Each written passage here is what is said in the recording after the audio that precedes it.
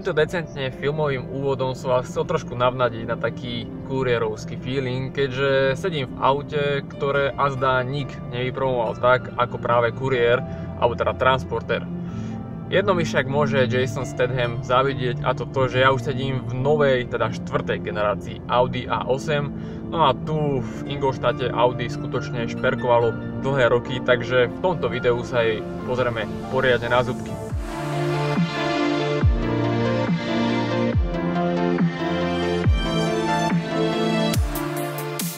Audi novú generáciu svojej pýchy charakterizuje štvoricou pojmov Shift, Shape, Space a Sense, no a ja mám tú česť vám ich postupne priblížiť. Ako prvé tu máme sekciu Shift, teda všetky tie srandy spojené s motorom, respektíve jazdou. Zásadnou informáciou je, že pod kapotou tohto auta je 3-litrové TDIčko, no Audi už prechádza na to nové označenie, takže v duchu nových zmien nesie názov 50 TDI. Prečo to tak Audi urobilo, sa môžete dočítať na mojom webe, respektíve blogu. Popravde nič za tým číslom 50 nehľadajte, akurát to, že ide o motor, ktorý bude mať výkon od približne 210 až 230 kW, čiže každý motor v tomto rozmedzi poniesie názov 50.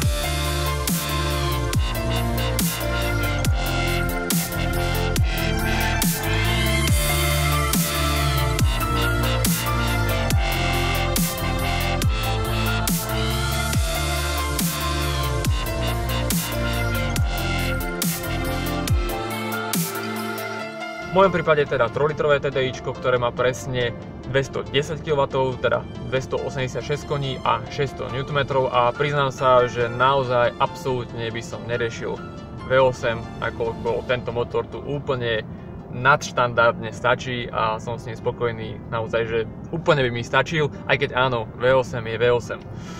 Čo je však pravda, ten zvuk je taký trošku surovejší, alebo v istých momentoch dokonca možno až taký štvorvalcovejší, takže po stránke nejakej kultivovanosti alebo odlučnenia to nie je až na takej famóznej úrovni ako v prípade SK, kde naozaj zabili tie nové radové 6 valce úplne že novú latku, ale skutočne ak by každé auto so základným motorom malo takúto dynamiku a takúto slušnú spotrebu, tak svet by bol naozaj veľmi pekný. Ostatne akcelerácia na stovku základného modelu pod 6 sekúnd, myslím si, že hovorí same za seba. No a tá akcelerácia vyzerá asi nejako takto.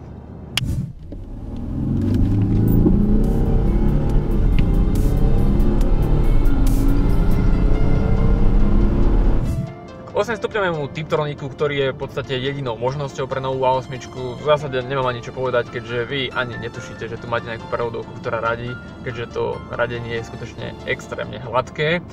Dôležitou informáciou je skutočnosť, že A8 je už v štandarde mild hybridom, teda už aj v najzákladnejšej verzii máte 48 V sieť. Pričom podotknúť treba, že na rozdiel teda od napríklad SK máte túto sieť nielen pre benzínové, ale aj naftové motory a zároveň tá 48 V sieť je hlavná primárna a zásobuje energiou aj 12 V sieť, čo je tiež celkom unikátne.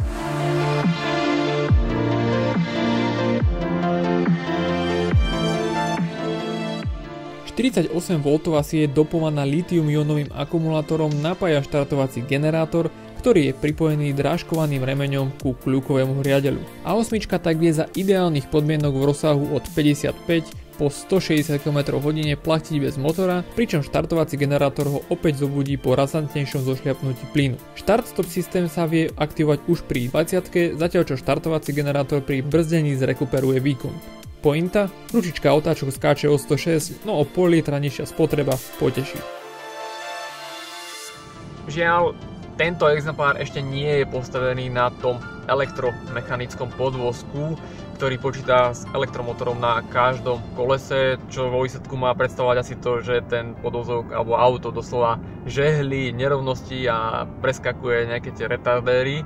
Takže v konečnom dôsledku žiadny taký ten wow efekt z podvozku som tu ešte nezažil, nakoľko či už ide o SK, 7 alebo A8, naozaj tie podvozky sú famózne a rozdiel je určite len v nejakých tých detailoch, ktoré bežný človek vo väčšine prípadov ani nepostrehne.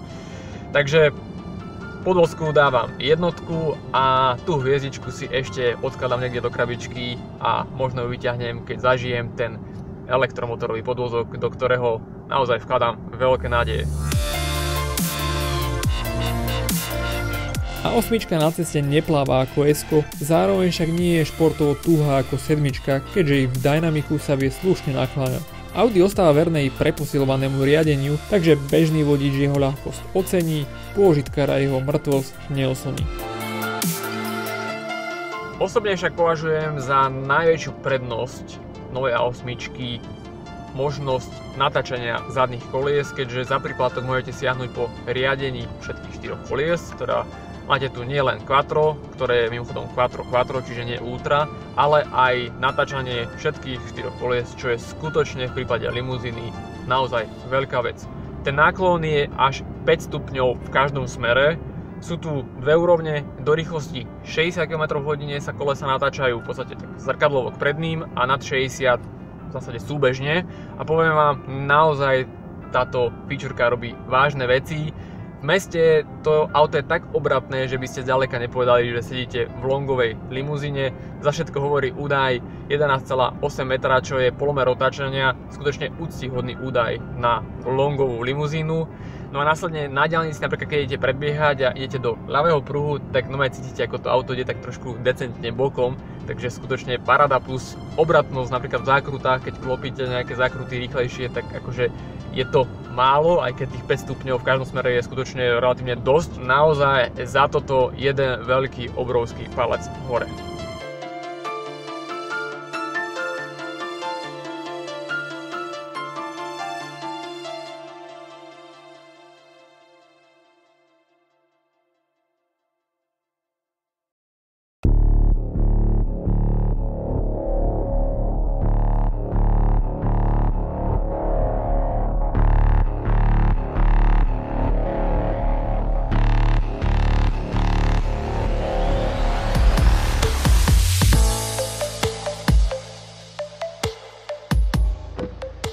Cez shape Audi pochopiteľne naráža na tvary, respektíve design, no a ten rozhodne stojí za to, čo mi určite dáte za pravdu. Áno, nič extra revolučné to nie je, ale je tu naozaj viacero detailov, ktoré musíte skutočne oceniť.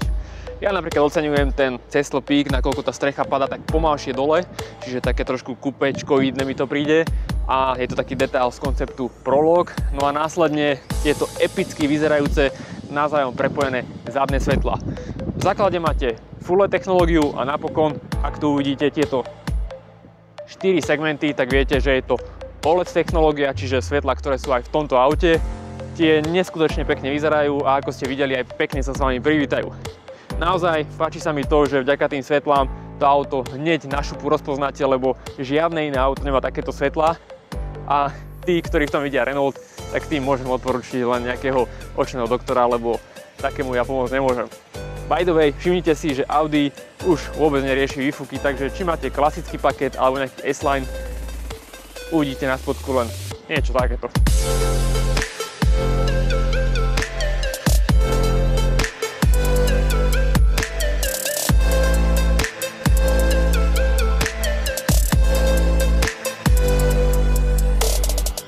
Asi nikoho neprekvapím, keď poviem, že nová A8 narastla vo všetkých smeroch, dokonca v prípade dĺžky je to až o takmer 4 cm. No a nikoho asi neprekvapí ani to, že opäť sme svedkami väčšej, širšej a takej hranatejšej prednej masky. Jedným z najväčších highlightov novej generácie sú svetlá, teda HD Matrix LED technológia. Sú to full LEDky, ktorým sekundujú lasery.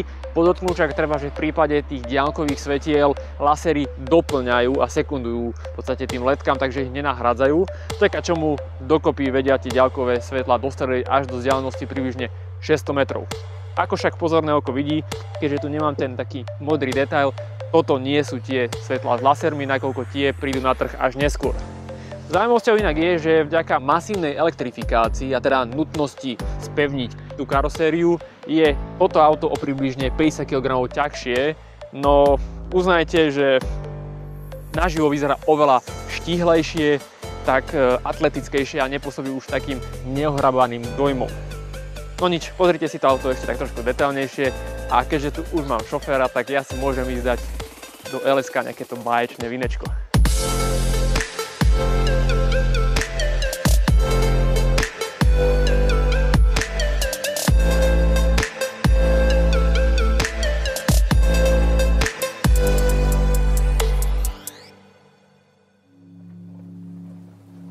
Keďže som nestihol ochutnať všetky vínka, tak jedno červené som si zobral aj do auta a popri tom, ako vám urobím takú krátku prehliadku zadnej časti novej A8, tak si tu budem trošku chlípkať. Určite by sa patrilo spomenúť, že je tu takýto tabletik, čo je novinka, čiže viete si cez toto zariadenie nastaviť teplotu, pustiť si masáže, vyhrievanie alebo chladenie sedačiek, no a následne nastaviť si aj presne ten sklon. Viete to robiť v podstate ručne aj tu, dokonca keď stlačíte toto tlačidlo a držíte ho, tak takto vám to automaticky sklopí, čiže je viac možností, ako si nastaviť to sedadlo. A napríklad potom cez tento tablet si nastavím predné sedadlo, ktoré si takto sklopím, čiže taká featureka, ktorú poznáme už nejaký ten piatok zo 7. Dôležité je povedať, že toto je verzia long, takže opäť o 13 cm natiahnutý razvor, ale napríklad nemám tú verziu, kde si viem takto vyložiť nohy, kde vám dokonca vie vyhrievať alebo hriať chodidlá, čo je tiež novinka. No a tablet, viete si tu nastavovať napríklad ambientné podsvietenie, alebo teda v reči Audi rozptýlené osvetlenie a napokon svetla Matrix, čo je jedna z takých opäť veľmi zaujímavých featuriek. Viete si to svetlo zapnúť, úplne že naplno, alebo individuálne a vtedy si viete takýmto dotykom presne polohovať, kde vám má ten lúč v podstate svietiť. A to je, myslím si, že super vec, najmä v noci. Čítate knihu, zamierite svetlo iba na tú knižku a tým pádom neosvetľujete a nerušíte povedzme vodiča a vy pri tom perfektne vidíte. Čiže to je rozhodne super vec. Následne pochopiteľne žalúzie, viete si tu tie roletky vyťahovať kade tade, kde chcete, takže celkom hračky. Halus ten tabletík.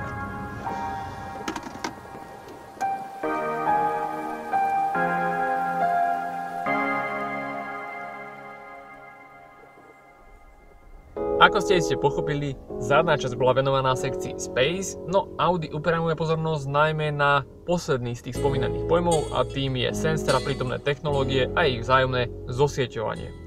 Nová A8 ráta už s plejadou 41 asistenčných systémov, ktoré kooperujú a spolupracujú s 360 stupňovým okruhom radarov, senzorov a vôbec poprvýkrát aj laserovým skenerom, vďaka čomu Audi tvrdí, že toto je vôbec prvé sériové auto na svete, ktoré je vyvinuté pre vysoko automatizovanú jazdu.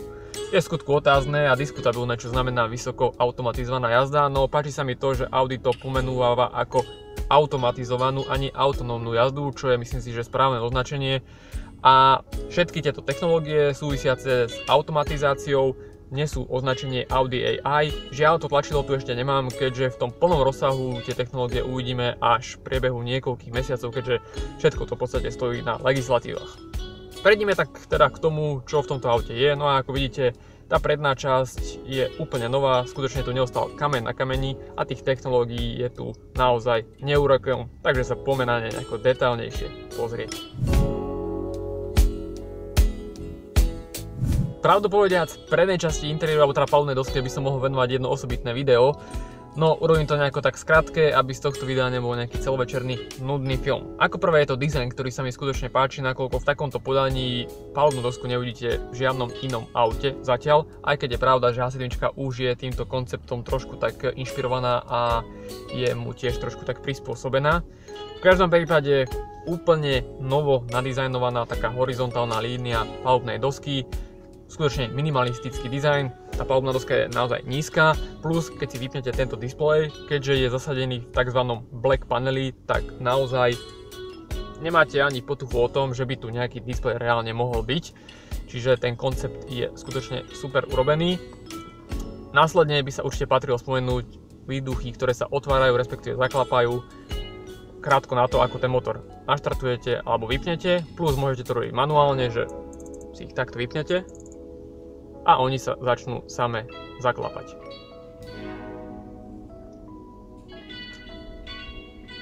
Pekný detailik. Napokon použitie hliníka, početne zastúpený klavírny lak, ktorý je dokonca ešte aj na týchto smerovkách.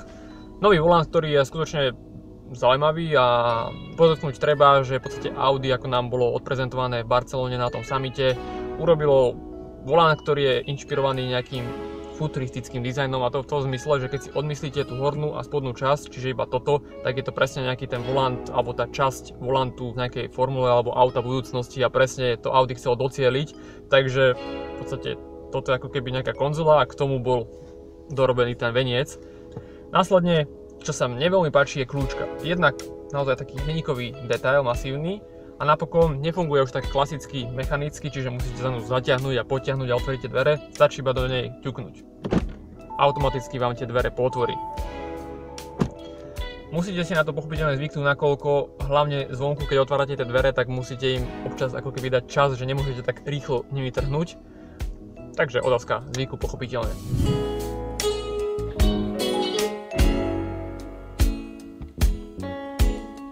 Napokon prejdeme k tomu najhlavnejšiemu, teda k samotným displejom, ktorých je tu naozaj viac, než sme zvyknutí. Ako prvé Audi Virtual Cockpit, teda 12,3 palcové digitálne budíky. V podstate ten koncept poznáme zo súčasných modelov, je to vynovené, je tu trošku taký iný font, môžete si to takto prepnúť do širokouhlého režimu. Následne tieto dva displeje. Horný 10,1 palcov, dolný 8,6. Horný funguje na základe klasických dotykov. Viete si však nastaviť to, že máte tu takú tú haptickú odozvu, alebo teda ten 3D touch, nazvem to v reči Apple. Teda nefunguje to len na dotyk, ale môžete urobiť to, že reálne to tlačidlo stlačíte a vyviniete nejaký tlak. Pravdu povediac, po pár dňoch užívania som si to vypol a používam to klasicky cez dotyky, lebo hlavne niekedy sa neviete tak psychicky na to pripraviť a v rýchlosti nastaviť, že ako to chcete stlačať. To znamená, že teraz či to máte stlačiť alebo iba kliknúť a priložiť prst. Je to samozrejme vec každého, ako si to nastaví a ako mu to bude vyhovovať.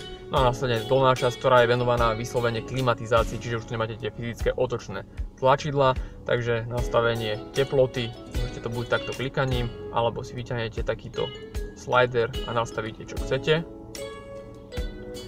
Vyhrievanie, ventilovanie sedačiek, volantu, vyhrievanie a podobne. Čo sa mne osobne veľmi páči, je možnosť tá, že napríklad zvolíte si navigáciu a teraz chcete niečo hľadať, dáte hľadať, tá spodná časť sa zmení na klávesnicu alebo plocha, kde viete písať, takže M a môžete aj cez seba R, T, I, N. Pecka. Naozaj toto je asi jeden z najväčších plusov tých displejov.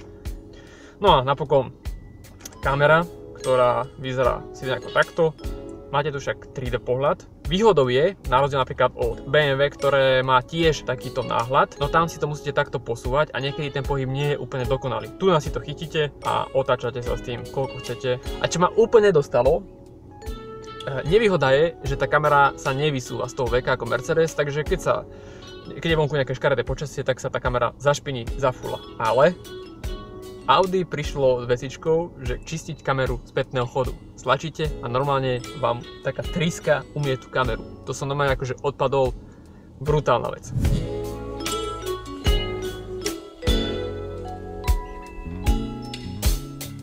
V tomto aute je nevyhnutná táto vec. Handrička na nejaké packy, otlačky, lebo všade, kde sa pozrite, je klavírny lak, dokonca pravíme aj na tých smerovkách a stieračoch, čo je skutočne, som zvedavý, ako to bude vyzerať, keď niekto má prstenie. No hlavne toto, proste tu keď si sadnete a to auto používate 3 dní, tak ak si nejaký detailista, pedant ako ja, tak vám normálne odvalí hlavu, keď to uvidíte, ako to je celé zapackané. Takže potrebujete toto tu, aby ste si to prečistili, lebo naozaj to je nevýhoda v podstate tých dotykových displejov. No už inak sa to spraviť nedá, takže zvyknúť si na to treba a myslím si, že to nie je problém len Audi, ale všetkých značiek, ktoré idú robiť dotykové displeje. Druhá vec však čo je, trošku som taký sklamaný, že na to, aké sú tie veľké displeje a akú majú možnosť zobrazenia a čo všetko dokážu, tak tá grafika mi príde veľmi strohá a v podstate, inými slovami, na tie displeje, keď si presadnete napríklad z Mercedesu alebo z BMW a sadnete si do tohto auta, tak ovládanie je všetko super, áno, toto je úplne iný svet ako v tých spomínaných dvoch automobilkách, ale to rozhranie ako keby zabudli nainštalovať grafickú kartu. Proste Tu nie je žiadna animácia, žiadna pekná, akože taká grafika zaujímavá. Na to, aké sú tie displeje veľké a čo všetko dokážu, tak by si zaslúžili oveľa dizajnovo pútavejšie a zaujímavejšie prostredie, nakoľko dobre, navigácia vyzerá pekne, hej, zrazu to tak pekne ožije, osvieti sa to všetko, ale proste toto je ako keby ste si sadli do golfu a máte tam proste nejaké to menu, hej, každé je síce iné farby, ale akože tu naozaj nie je žiadna grafika. Také prázdne mi to príde, také jednoduché. Dobre, do istej miery je to možno vec nejakého flat designu, ale chcelo by to nejak oživiť.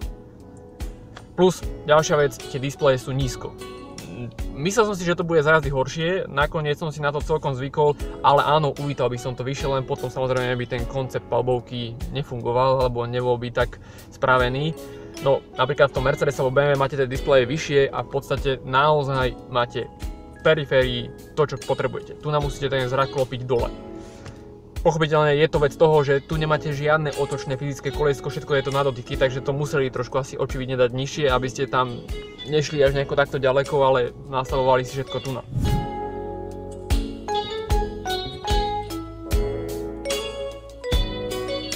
Posed za volantom je inak o čosi nižší ako napríklad v takom S-ku, dokonca keď sa dáte do tej najnižšej polohy, tak doslova ste utopení až v tom interiéri a tá palubná doska vás tak obkolesuje.